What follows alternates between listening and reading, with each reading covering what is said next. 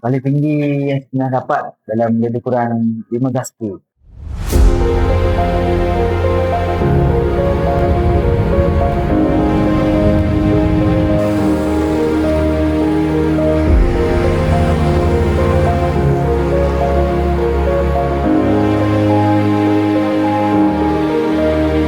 Paling rendah lebih kurang dia dia lah.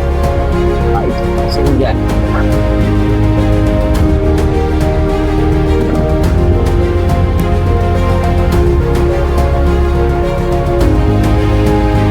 Waktu perayaan 15 yang saya dapat.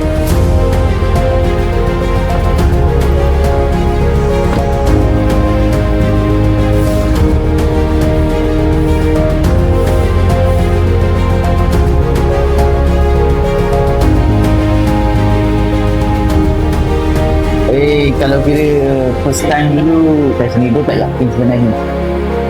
Sebab memang saya tak yakin kalau kira sebab yalah benda yang baru dekat kawasan saya ni pun tak ada orang buat pun. Terengganu pun masa tu ada satu brand kat Kuala Terengganu bandar.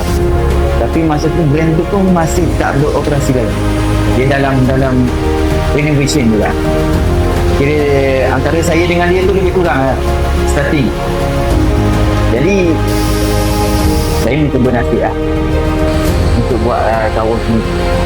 Sebab saya ni kalau kira lokasi dia tu orang tak berapa tahu sangat.